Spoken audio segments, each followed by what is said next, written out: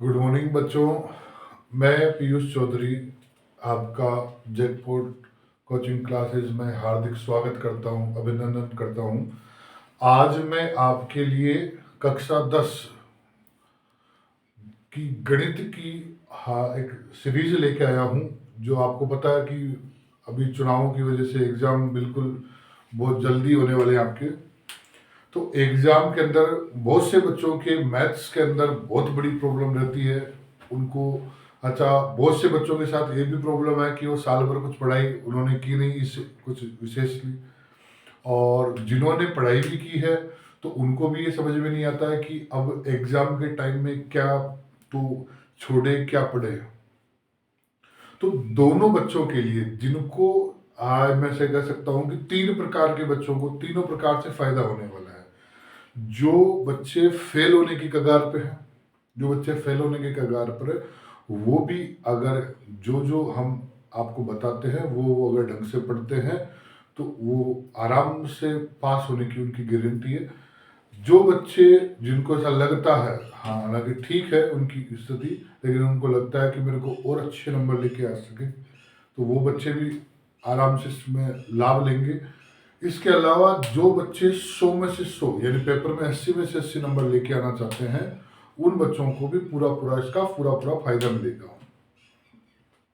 तो देखो, आज हम कुछ इम्पोर्टेंट क्वेश्चन आपको बताने वाले हैं। जैसे मेरे पास में कक्षा 10 की ये नई बुक है, नई वाली बुक, जो क्योंकि सिलेबस में अब की बार काफ़ी बदलाव हुआ है, कुछ प्रश्नावलियाँ, कुछ क्वेश्चंस, बहुत सारी चीज़ें उल्ट पुल्ट की गई है।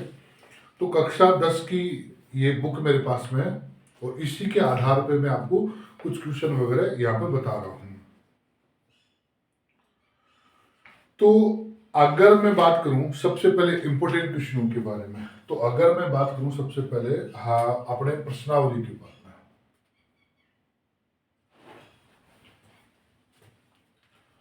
प्रश्नावली एक। तो प्रश्नावली एक के अंदर वर्तमान में दो ही भाग है।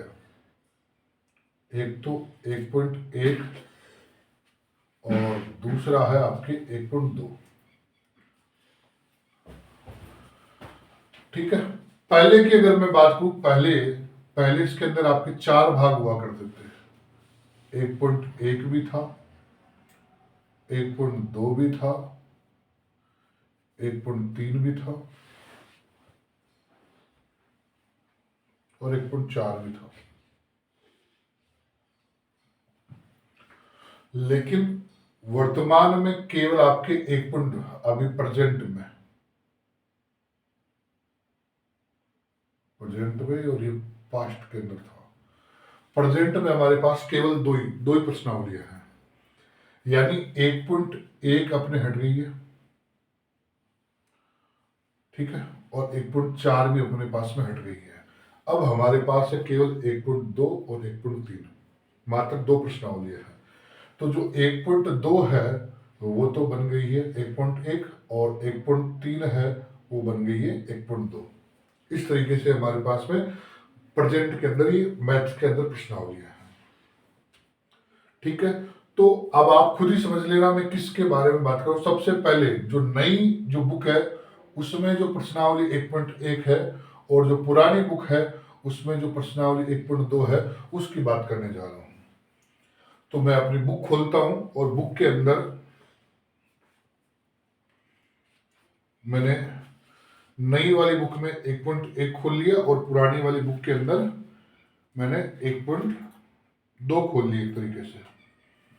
तो इसके अंदर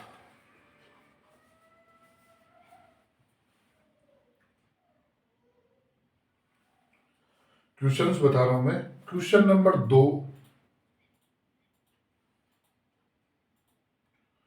इसके अलावा क्वेश्चन नंबर 4, जो 4 है वो तो वेरी वेरी इंपॉर्टेंट है।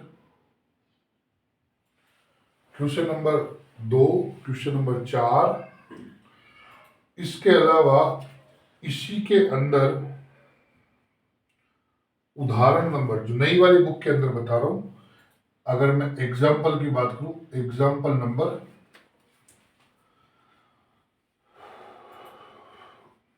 एग्जाम्पल नंबर 3, मैं एक बार इसको बोलकर भी बता देता हूं ताकि जिनके पास में नई बुक अवेलेबल नहीं है वो देख सके इसको। उदाहरण नंबर 3 क्या कहता है, अभाज्य गुणनखंड विधि द्वारा 96 और 404 का एचसीएफ ज्ञात कीजिए और फिर इनका एलसीएम ज्ञात कीजिए। देखो इस उदाहरण को एक तरीके से मैं आपके सामने यहाँ पे बता दिया मैंने, एग्जाम्पल नंबर 3 है ये। अब प्रश्नावली अपन चलेंगे 1.3 पे, यानी कि 1.2 पे। प्रेजेंट में ये 1.2 है और पहले वाली बुक में कितनी थी, 1.3 थी। इससे संबंधित तो आपके मैंने बता दिया। 1.1 में तो क्या इंपॉर्टेंट है, हाँ 1.1 की बात मैंने हो गई, यानी कि 1.2 की।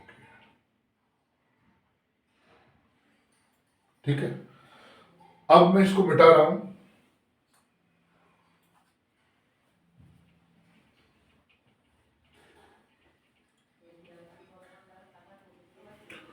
अगर बात करें अपन प्रश्नावली, हाँ प्रश्नावली 1.2 और पहले थी वो क्या 1.3, अगर उसकी बात करें, it is very very important, very very important, very very important इसलिए कह रहा हूं क्योंकि इसमें से 2 नंबर का आपको जो क्वेश्चन डेफिनेटली देखने को मिलेगा। और इसमें क्या है, आपको एक प्रमेय सिद्ध करनी पड़ेगी। प्रमेय कैसे सिद्ध करनी है, जैसे आपको क्या करना है, √2 को आपको अपरिमेय सिद्ध करना है, जैसे आपको √3 को अपरिमेय सिद्ध करना है, √5, √7।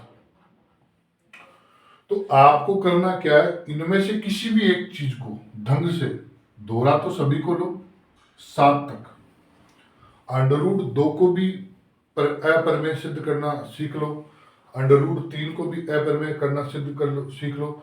इसके अलावा √5 है, इसको भी अपन को अपरिमेय सिद्ध करना आना चाहिए, और √7 को भी।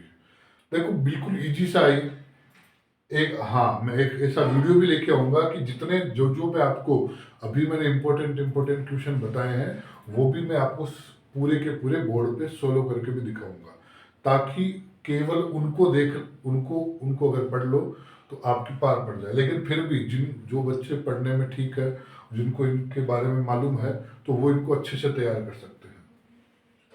तो अगर आपको इन चारों में से कोई भी एक आ गया, एक भी चीज अगर आपको आ गई, चाहे आपने √2 को अपरिमेय सिद्ध करना सीख लिया, तो फिर आपको √3 भी आ जाएगा, √5 भी आ जाएगा, √7 भी आ जाएगा। ठीक है, इसके अलावा इसी बुक के अंदर एक और इसका दूसरा प्रकार है, और जो दूसरा प्रकार इसके अंदर है उसमें अंडरवुड की संख्या के साथ में अन्य चीजें और जुड़ी हुई है। जैसे मैंने कहा 3 + 2 √5, ये आपकी बुक के अंदर, हाँ जैसे नई वाली जो बुक है उसमें 1.2 का दूसरा क्वेश्चन है। देखो ये क्वेश्चन या ऐसे और भी इससे मिलते जुलते क्वेश्चन, अगर आपको ये वाला आ गया तो इससे मिलते जुलते वाले भी सारे आप क्वेश्चन कर सकते हो। ये भी आपके वेरी वेरी इंपॉर्टेंट क्वेश्चन है एग्जाम की दृष्टि से, पूरी संभावना इसके भी आने की। लेकिन इससे मिलता जुलता भी आ सकता है। मिलते जुलते में जैसे मैंने कहा आपको, जैसे 6 + √2 आ गया, जैसे 1/में √2 आ गया। अगर देखा जाए तो मैं ऐसा कह सकता हूं कि पूरी की पूरी जो प्रश्नावली है उसी को अपन, अच्छा पूरी प्रश्नावली में है कितने क्वेश्चन, मात्र 3 क्वेश्चन है। मतलब पूरी की पूरी प्रश्नावली आपके वेरी वेरी इंपॉर्टेंट है इसके अंदर। तो ये अपने प्रश्नावली नंबर 1 का हो गया, और इसके बाद में अपन प्रश्नावली 2 का देखेंगे।